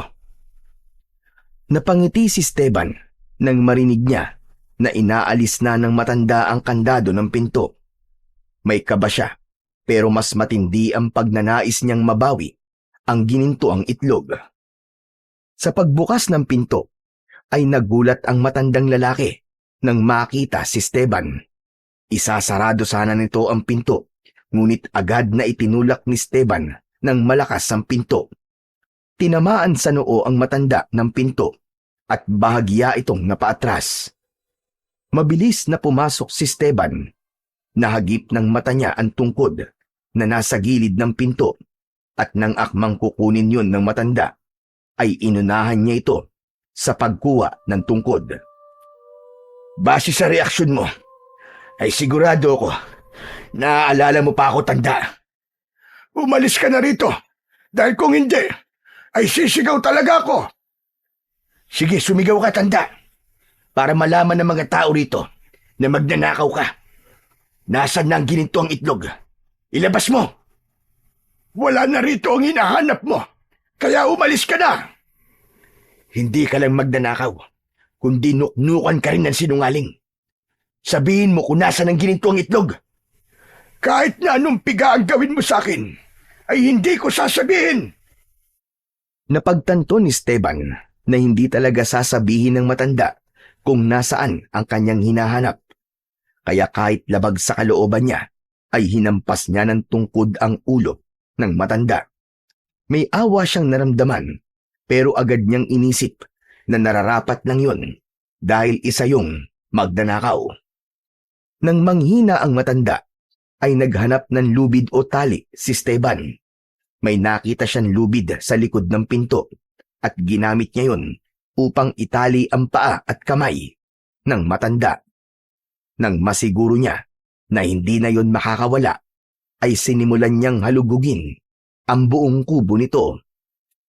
Hindi mo alam ang ginagawa mo, Amang. Ako ang nagbaon noon sa likod ng bahay mo. Babalikan ko sana yon. Pero nalaman kong hinukay mo ang gininto ang itlog. Naisip ko na mas makabubuti kung ikaw muna ang magtatago noon. Dahil alam ng aswang na gustong makuha ang itlog, na ako ang nangangalaga sa ginintuang itlog ng dragon, upang kahit malaman niya kung nasan ako, ay hindi pa rin niya makukuha ang itlog. Ano sabi mo, tatang? Aswang? Gininto ang itlog ng dragon. Tama ang iyong narinig. Yun ay isang ginintuang itlog ng dragon na kailangan kong maibalik sa isang bundok dahil dun yun nararapat. Nais yung makuha sa akin ng aswang na nasa inyong baryo dahil magiging immortal siya sa sandaling mapasakamay niya ang bagay na yon. Nang malaman ko na ibibenta mo yon kay Lauro, ay nagdesisyon na akong kunin sa'yo ang ginintuang itlog ng dragon upang maiwasang mapunta yon sa maling kamay. Ibig mong sabihin kilala mo si Don Lauro? Bakit mo siya kilala, Tatang? Oo, kilala ko siya. Siya ang aswang na aking tinutukoy. Si Lauro ang aswang na matagal nang namemerwisyo sa baryo nyo. Natigilan si Esteban sa kanyang narinig sa matandang lalaki. Pakiramdam niya ay binuhusan siya ng napakalamig na tubig ng sandaling yun. Ngunit agad siyang umiling. Hindi. Hindi ako naniniwala sa'yo. Sinungaling ka talagang matanda ka. Ginugulo mo lang ang utak ko Bakit kasi hindi mo nalang sabihin kung nasaan ang hinahanap ko para matapos sa tayo rito? Wala akong dahilan para magsinungaling sa'yo. Matagal nang pinangangalagaan ng aking pamilya ang ginintuang itlog ng dragon na yon laban kay Lauro. Kailangan kong madala yon sa isang kuweba, sa isang bundok. Dahil doon ay hindi na yun makukuha ng kahit na sinong aswang. May proteksyon ang kuwebang yun sa mga aswang na gaya ni Lauro. Noong gabi na ibinaon ko yun sa likod ng bahay mo, ay hinahabol ako ni Lauro. Kaya nakikiusap ako sa'yo. Hayaan mo na lang akong gawin ang dapat kong gawin. Matagal kong inalama at hinanap kung saan ang lugar ng pagdadalan ko ng ginintuang itlog ng dragon. At huwag ka nang maging dahilan para mabigo ako sa aking misyon. Huwag mo nang sayangin ang laway mo, tanda. Dahil lahat ng salitang lumalabas sa bibig mo ay hindi ko papaniwalaan. Sinungaling ka Napakagaling mong gumawa ng kwento. Ipinagpatuloy ni Esteban ang kanyang paghahalughog hanggang sa nakita niya ang isang bayong na nakasabit sa dingding. Kinuha niya ang bayong at pagtingin niya sa loob nun ay naroon. Nakita niya ang ginintuang itlog. Sa wakas, nakita na rin kita. Maibibigay na rin kita kay Don Lauro at magbabago na ang buhay namin ng anak ko. Makinig ka sa akin. Magsisisi ka kapag ibinigay mo yan kay Lauro.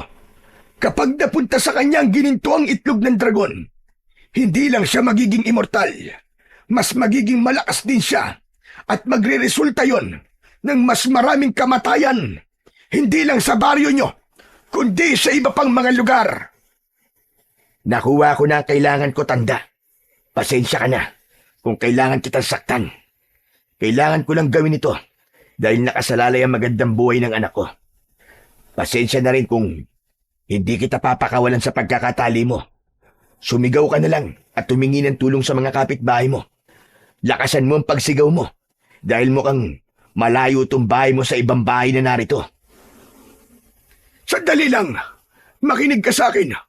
Huwag mong ibibigay ang ginintuang itlog ng dragon kay Lauro. Magsisisi ka kapag ginawa mo yan. Paniwalaan mo ko. Huwag mong ibibigay sa kanya ang itlog na yan. Hindi na pinakinggan ni Esteban ang sinabi ng matandang lalaki. Lumabas na siya ng kubo, bitbit ang bayong. Malalaki at mabilis ang kanyang pagakbang. Punong-puno ng kasiyahan ng kanyang puso sapagkat nabawi na niya ang ginintuang itlog na magiging tulay upang guminhawa ang buhay nila ng anak niya na si Gian. Nagawa pang makahabol ni Esteban sa huling biyahe ng jeep. Halos maghahating gabi na nang makarating siya sa kanilang baryo. Naisip niya na mas makabubuti kung ibibigay na niya kagad kay Don Lauro ang ginintuang itlog. Kaya nagdesisyon siya na magtungo na sa mansyon nito. Sigurado siya na kung sakaling tulog na si Don Lauro ay hindi yun magagalit kahit magising ito dahil alam niya na importante ang bagay na ipinunta niya roon. Dahil kilala na ni Esteban ang gwardya sa asyenda, ay hinayaan siya nitong makapasok. Dumiretso siya sa mansyon. Ngunit habang papalapit siya roon, ay nakita niya si Don Lauro na lumabas ng bahay nito. Mabilis yun naglakad patungo sa likod na bahagi ng mansyon. Tatawagin sana ni Esteban si Don Lauro, ngunit nawala yon sa kanyang paningin. Sinundan na lang niya yon, ngunit nang paliko na siya sa likod ng bahay, ay napatago siya sa isang puno nang makita niya ang kakaibang nangyayari kay Don Lauro. Unti-unting nagbabago ang anyo ng mayamang lalaki. Tinubuan ito ng makapal na balahibo sa buong katawan. Matapos yun, ay humaba din ang mga kuko nito at naging matutulis na animoy matatalim na kutsilyo. Maging ang mga ngipin nito ay naging matutulis na animoy lagari. Naging mabalasik ang muka ni Don Lauro at sa isang iglap ay nag-anyong halimaw ito. Napatda si Esteban. Hindi siya makapaniwala sa kanyang nakita. Kung ganon, totoong sinabi ng matanda. Aswang nga si Don Lauro. Nagkaroon ng matinding kagustuhan si Esteban na makaalis na roon. Sigurado siya na sa sandaling makita siya ng aswang na si Don Lauro, ay yun na ang magiging katapusan niya. Napagtanto niya na maaaring may katotohanan din ang sinabi ng matanda na kaya nais makuha ni Don Lauro ang ginintoang itlog ng dragon ay upang maging immortal ito. Halos pigilan ni Esteban ang kanyang paghinga.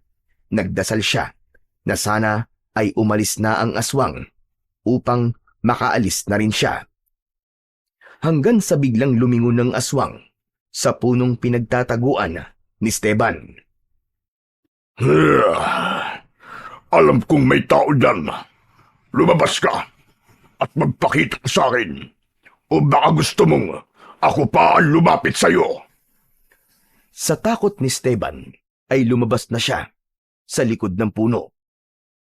Esteban, ikaw, anong ginagawa mo dito ng ganitong oras?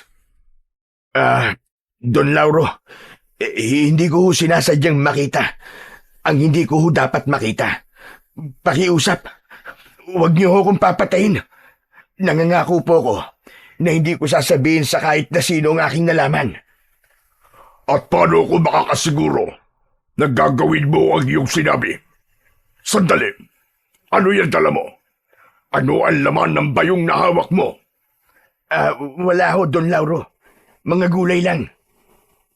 Ngunit hindi gulay ang naamoy ko, kundi ang aking matagal nang hinahanap, ang ginituang itlog ng dragon. Hindi mo to makukuha. Alam ko na ang katotohanan. Alam kong kaya mo gustong makuha ito ay upang maging immortal ka at mas lalo kang lumakas. Tama ka, Esteban. Kaya akin ang ginituang itlog ng dragon. Lumapit ka sa akin at ibigay mo na yan. Hindi ako papayag na mapunta sa ito. Mas lalo lang dadami ang magiging biktima mo. Kung ganun, ay ako na lang ang kukuha yan mula sa'yo. Nagsimulang maglakad si Don Lauro palapit kay Esteban. Napaatras si Esteban sa kanyang kinatatayuan. Sigurado siya na kapag hindi pa siya tumakbo ng sandaling yun, ay papatayin talaga siya ni Don Lauro. Kaya bago pa tuluyang makalapit ang aswang sa kanya, ay mabilis siyang tumakbo. Nang lumabas siya ng gate, ay nagtaka pa ang gwardya kung bakit siya nagmamadali. Patuloy na tumakbo ng mabilis si Esteban. Lumingon siya sa likod at hindi na niya nakita ang aswang. Ganun pa man, pakiramdam niya ay nakasunod pa rin yun sa kanya, kaya hindi siya huminto. Dumiretso siya sa bahay ni Paeng dahil alam niyang naroon ang kanyang anak. Halos gibain na niya ang pinto ng bahay ni Paeng nang katukin niya yon. Paeng! Paring Paeng! Buksan mo ang pinto! Bilisan mo, pare! Hindi nagtagal ay binuksan ng pupungas-pungas na si Paeng ang pinto. Halatang nagising ito dahil sa malakas na pagkatok ni Esteban. Ano ba pare? Grabe ka naman mambulahaw. Sige yan, pare. Nasaan sige yan? Wala siya rito. Nandun siya sa bahay nyo. Ano? Hindi ba sabi ko dito mo muna siya patulugin? Oo nga ayaw ng anak mo matulog dito At sabi niya doon na lang daw siya matutulog sa bahay nyo. Kasi hihintayin ka raw niya. Yun ang gusto niya kaya hinayaan ko na lang. Teka nga, bakit ba tarantang-taranta ka? Parang hinahabol ka ng aswang Tama ka. Hinahabol talaga ako ng aswang. Si Don Lauro, siya ang aswang, pare. Siya ang aswang na matagal na pumapatay ng mga tao dito sa baryo natin. Ano pare? Dahan-dahan ka sa sinasabi mo. Baka may makarinig sa'yo at paniwalaan ka. Sige ka, baka i-demanda ka pa ni Don Lauro nang dahil sa paninirang puri. Pare, ano ka ba? Nagsasabi ako ng totoo. Aswang talaga si Don Lauro. Siya ang humahabol sa akin kasi nakita ko na nagbagong anyo siya. Naging aswang talaga siya, pare. Kitang-kita ng dalawang mga mata ko. Kung hinahabol ka niya, nasan siya pare? Napamaang si Esteban sa tanong ni Paeng. Labis ang kabang lumukob sa kanya nang isang bagay ang pumasok sa kanyang isip. Sige yan, pare. Mag-isa lang siya sa bahay, di ba? Oo nga, yun ang sinabi ko sa'yo kanina Paeng, pumunta ka sa bahay ni Kapitan. Sabihin mo na tawagin niya ang mga tanod at pumunta sila sa bahay ko. Bilisan mo. Kailangan kong puntahan si Gian dahil baka doon nagpunta si Don Lauro. Bilisan mo, pare! Hindi na hinintay ni Esteban na makapagsalita pa si Paeng at mabilis na siyang tumakbo papunta sa bahay nila. Habang tumatakbo ay panay ang dasal niya na sana ay ligtas ang kanyang anak. Nang natanaw na niya ang bahay nila ay mas lalong tumindi ang takot niya nang makita niyang nakabukas ang pinto nun. Mas lalong binilisan ni Esteban ang pagtakbo.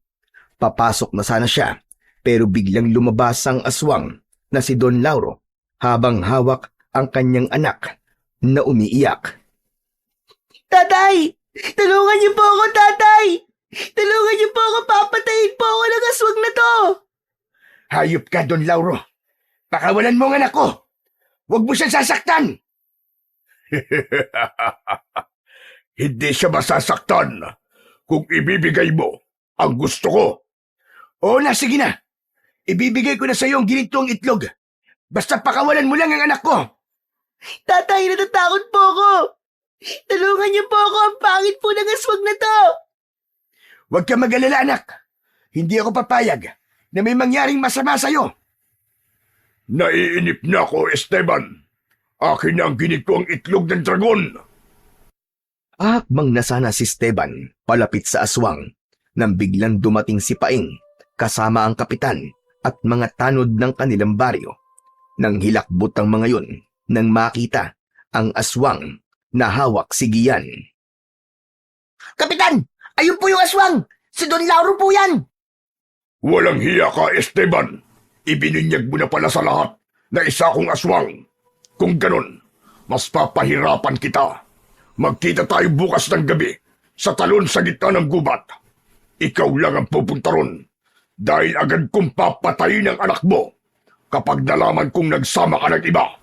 Dalin mo ang bagay na alam mong kailangan ko upang mailigtas mo ang iyong anak. Parang awa mo na, Don Lauro. Ibalik mo na sa akin ang anak ko. Nagmamakaawa ko sa iyo. Heto na ang itlog. Hindi pinakinggan ni Don Lauro ang pagsamo ni Esteban. Mabilis siyang tumakbo papunta sa likod ng bahay habang buhat ang kanyang anak na si Gian. Sinundan ni Esteban si Don Lauro, ngunit pagdating niya sa likod ng bahay ay wala na ito roon. Parang bula na naglaho. Nanghihina at umiiyak na napaluhod sa lupa si Esteban. Sising-sisi sa kanyang mga naging desisyon. Don Lauro, ibalik mo ang anak ko, hayop ka. Huwag mong sasaktan ang anak ko dahil sisiguraduhin ko sa'yo na papatayin kita. Sumunod na rin doon sina Paeng at ang mga tanod, kasama ang kapitan.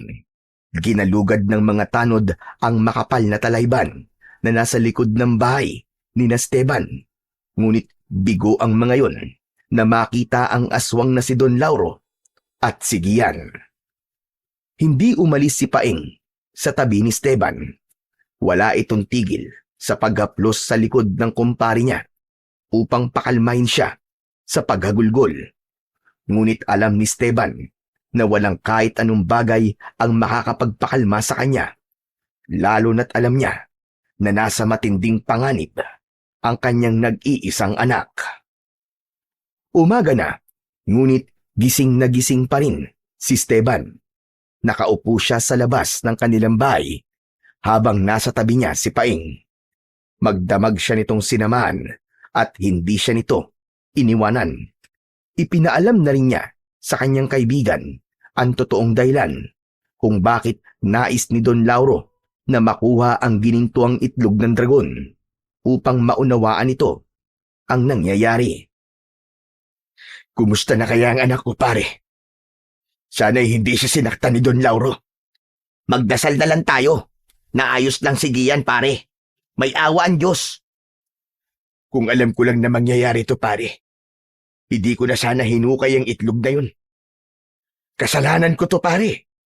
Kasalanan ko kung bakit nanganganib ang buhay ngayon ni Gian. Napakawalang kwenta kong ama, pare. Hindi ko man lang siya nagawang ipagtanggol at protektahan. Kasalanan ko to. Huwag ka magsalita ng ganyan, pare. Wala kang kasalanan sa nangyayari ngayon. Hindi mo naman to kagustuhan eh.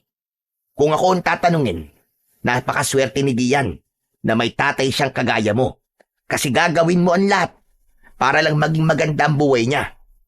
Kung meron man dapat sisihin ay walang iba, kundi ang hayop na si Don Lauro na yun. Lahat tayo nalinlang niya. Walang yang yun. Siya lang pala ang aswang na matagal nang pumapatay dito sa atin. Salot siya. Ang dapat sa kanya mamatay din. Kahit nga ako, pare, hindi pa rin ako makapaniwala sa nalaman ko. Pare, sana talaga ligtas si Gian. Hindi ko mapapatawad ang sarili ko kapag nawala siya sa akin. Pero pare, ano pala ang plano mo? Makikipagkita ka ba kay Don Lauro mamayang gabi? Oo, pare. Hindi pwedeng hindi ako makipagkita sa kanya. Delikado ang anak ko, pare. Pero hindi ba magiging immortal at mas malakas ang aswang na yon kapag nakuha niya yung itlog na yun sa'yo? Wala na akong pakialam sa bagay na yun, pare. Ang gusto ko ay mabawi ko ang anak ko. Maya-maya pa ay tinapik ni Paeng sa balikat ang kumpare niya na si Esteban. Oo nga pala pare, uuwi na muna ako sa amin ha, at baka mabungangaan pa ako ng misis ko eh. Babalik din ako mamaya rito. Sige, pare. Maraming salamat sa tulong mo. Nang nakaalis na si Paeng, ay muling napaluha si Esteban. Kahit alam niya na wala siyang kasalanan sa nangyari, ay hindi pa rin niya naiwasang sisihin ang kanyang sarili. Hindi niya kayang kumalma hanggat alam niya na nasa kamay ng isang aswang sigian at posibleng mamatay. Makalipas ang ilang sandali, ay napatayo si Esteban nang makita niyang palapit ang matandang lalaki na nagnakaw sa kanya ng ginintuang itlog. Nagpakilala ang matanda sa pangalang Nicanor. Ipinakilala na rin dito ni Esteban ang kanyang sarili. Anito, mabuti na lang at may mga nakarinig sa pagsigaw nito kaya nagawa nitong makawala mula sa pagkakatali. Nasaan na ang ginintuang itlog ng dragon, Esteban? Nasaan na? Wag ho kayo mag-alala, tatang. Nasa akin pa rin po ang ginintuang itlog ng dragon. Pero ibibigay ko na po sana yung kagabi kay Don Lauro. Mabuti na lang. Nakita ko na nag-anyong aswang siya. Doon ko na pagtanto na totoo lahat ng sinabi niyo sa akin. Mabuti na lang at hindi mo yun naibigay sa kanya.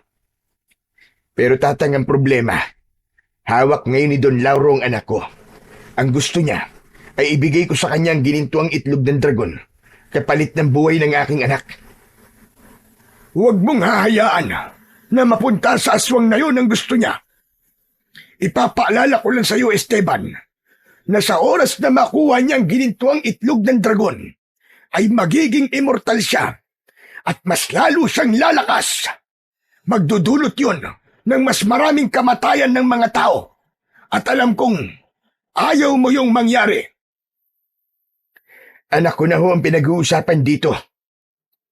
Kahit ikaw, Mang Nicanor, kung anak mo nasa ganitong sitwasyon, ay sigurado ko na lahat ng paraan ay gagawin mo para lamang mailigtas siya sa bingit ng kamatayan. Naiintindihan kita, Esteban. Ngunit mas makakabuti kung magkakaroon tayo ng konkretong plano upang mailigtas ang anak mo at tuluyan na nating mapatay ang hayop na aswang na yon na si Don Lauro. Dahil mailigtas mo man ang anak mo, pero kung mapupunta naman sa kanya ang ginintuang itlog ng dragon, hindi lang ang mga tao sa baryong ito ang manganganib, kundi maaari ka rin niyang balikan at ang anak mo. Napagtanto ni Esteban na may punto ang sinabing yun ng matandang lalaki na si Mang Nicanor. Hanggang sa pakiramdam niya ay nawala ang ulap na nakabalot sa utak niya. Isinantabi niya muna ang kanyang emosyon at naisip niya na kailangan niyang pakinggan kung ano ang nais gawin ni Mang Nicanor. Kung ganun, Tatang, anong planong sinasabi mo? Huwag kang mag-alala. Kung magagawa natin ng maayos at tama ang plano ko, ay maililigtas natin ang iyong anak at mapapatay natin si Don Lauro. Nakinig si Esteban sa inilatag na plano ni Mang Nicanor. Matapos nilang mag-usap sa kung ano ang gagawin nila, ay mas lalong nagkaroon ng lakas ng loob si Esteban na mailigtas ang kanyang pinakamamahal na anak na si Gian mula sa aswang na si Don Lauro. Alam niyang delikado ang gagawin nila, ngunit wala na siyang pakialam dahil isa siyang ama na handang ilagay sa panganib ang sarili niyang buhay para sa kaligtasan ng kanyang anak. Pagsapit ng gabi ay nagsimula ng maglakad si Esteban papasok sa gubat kung saan sila magkikita ni Don Lauro. Mahigpit ang pagkakahawak niya sa bayong nabitbit niya. Hindi nagtagal ay narating na rin niya sa wakas ang talon kung saan sila magkikita ng aswang na si Don Lauro. Tanging ang lagaslas ng tubig sa talon ang naririnig niya. Don Lauro, narito na ako. Magpakita ka sa akin. Dala ko na ang gusto mo na ginintuang itlog ng dragon. Magpakita ka! Ilabas mo ang anak ko! Mula sa itaas ng talon ay lumitaw doon si Don Lauro na nasa anyo na ng aswang. Hawak nito si Gian na bakas ang labis na takot sa muka. Mabuti naman at dumating ka. Pero teka lang, tumupad ka ba sa ating usapan? Ipapaalala ko lang sa'yo na kapag nalaman ko na nagsama ka ng ibang tao rito, ay papatayin ko kagad ang anak mo. Hindi ko ilalagay sa panganib ang buhay ng anak ko. Kaya huwag kang mag-alala. Wala akong kasama, Don Lauro. Mag-isa lang ako nagpunta rito. Nasaan ang anak ko? Siguraduhin mo lang. Ngayon, magpunta ka rito at ibigay mo sa akin ang ginintuang itlog ng dragon. Walang pagdadalawang isip na tinahak ni Esteban ang daan papunta sa itaas ng talon. Nang makarating siya ron, ay huminto siya ng ilan di pa ang layo kina Don Lauro at sa anak niyang si Gian. Tatay! Tulungan niyo po ako! Ayoko na po sa pangit na aswang na to! Tay, natatakot na po ako sa kanya! Manahimik kang bata ka. Baka gusto mong ipakita ko sa'yo kung ano ang kayang gawin ng tinatawag mong pangit na aswang. Huwag kang mag-alala, anak. Ililigtas kita sa kanya. makakauwi rin tayong dalawa sa bahay. Tama na ang drama. Akin na ang hinihingi ko sa iyo, Esteban.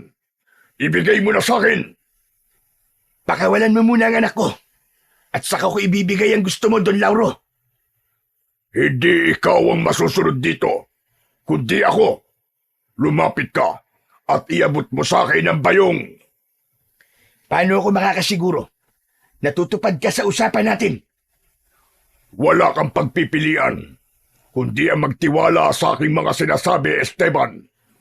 Kailangan ko munang makuha ang ginituang itlog ng dragon bago mo makuha ang iyong anak. Bilisan mo, dahil mabilis akong mainip. At pag nainip ako, papatayin ko na lang tong anak mo at ako na mismo ang kukuha sa'yo ng bayong na yan. Umiim ang bagang ni Esteban at saka siya nagdesisyon na lumapit na kay Don Lauro. Maingat ang bawat takbang niya dahil isang maling tapak niya ay maaari siyang madulas at mahulog mula sa kinaroroonan nila. Nagtama ang mga mata nila ni Esteban at Gian. Gamit ang mga mata ay nag-usap sila at umasa si Esteban na nakuha ng anak niyang si Gian ang gusto niyang iparating. Nang nasa harapan na si Esteban ni Don Lauro, ay inilahad ni Don Lauro ang isang kamay nito. Kaya isang kamay na lang nito ang nakahawak kay Gian. Akin na ang bayong at umasa ka na kagad kong papakawala ng anak mo. Akin na yan. Unti-unting inabot ni Esteban ang bayong kay Don Lauro. Ngunit imbis na ibigay yun sa aswang, ay ubod lakas niyang hinampas sa gilid ng ulo ang aswang ng bayong na hindi gininto ang itlog ang laman, kundi isang malaki at matigas na bato. Malakas na napasigaw si Don Lauro at napahawak ito sa ulo nito. Kaya nabitiwan nito si Gian. Agad na tumakbo si Gian palapit kay Esteban. Walang hiya ka. Pagsisisihan mo itong ginawa mo. Nang susugod na si Don Lauro, ay muling inihampas ni Esteban ang bayong na may lamang bato sa ulo ng aswang at malakas niya yung sinipa sa tiyan. Nahulog si Don Lauro mula sa itaas at bumagsak yon sa tubig sa ibaba. Hindi na nagsayang ng pagkakataon si Esteban at hinila na niya si Gian pababa sa kinaroroonan nila. Sa gilid ng mga mata ni Esteban ay nakita niya ang paglitaw ni Don Lauro mula sa tubig.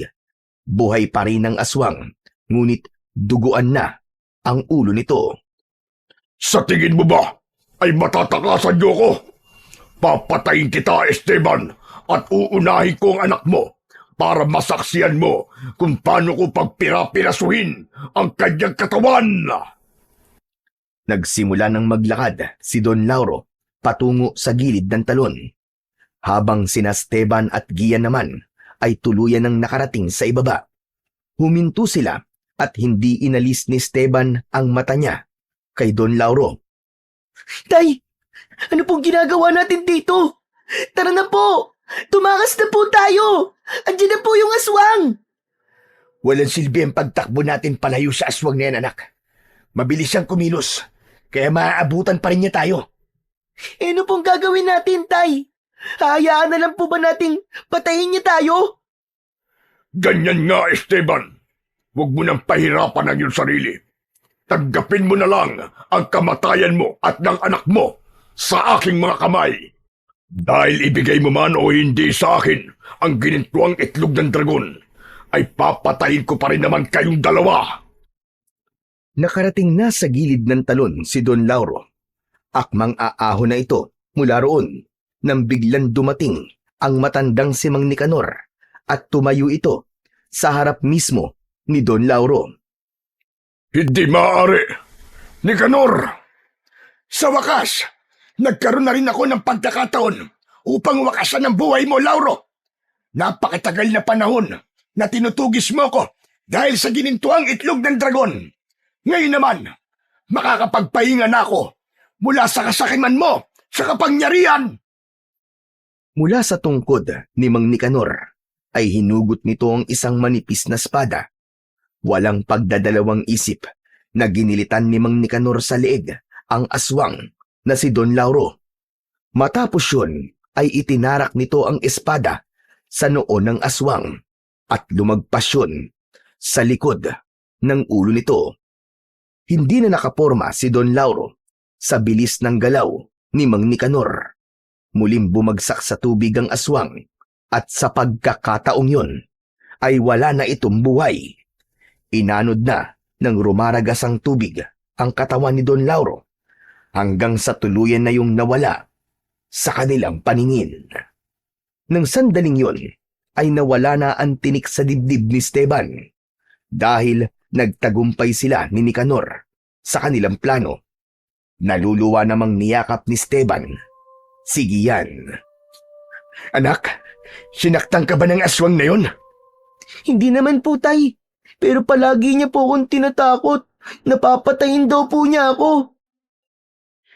Hindi mo na ngayon kailangan matakot, anak. Wala na ang aswang. Hindi na niya tayo masasaktan.